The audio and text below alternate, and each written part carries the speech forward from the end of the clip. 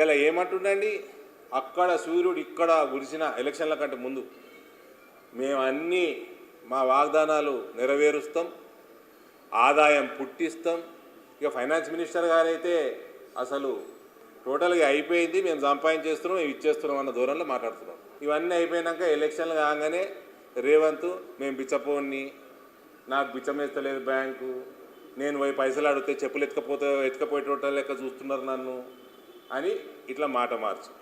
అసలు దానికి దీనికి పొంతనుంది. మీరు చేసిన వాగ్దానాలకి ఎలక్షన్ల ముందర మీరు మాట్లాడిన మాటలకి ఇప్పటికీ ఏమన్నా పొంతనుందా?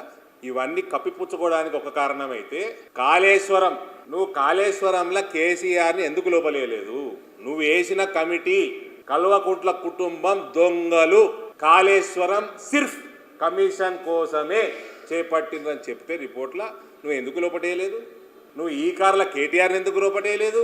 నువ్వు ఫోన్ ట్యాపింగ్లో ఒక ఆఫీసర్ని లోపలేయకపోతేవి? అవునండి, నేను ఒకటి అడుగుతా, ఈ మా కల్వకుంట్ల కవిత గారు రాజీనామా ఇచ్చిందా? స్పీకర్ ఫార్మాట్లో ఇచ్చింది కదా, ఇప్పటి వరకు యాక్సెప్ట్ అయిందండి? ఎందుకు యాక్సెప్ట్ కాలేదు? ఏంది దోస్తానా?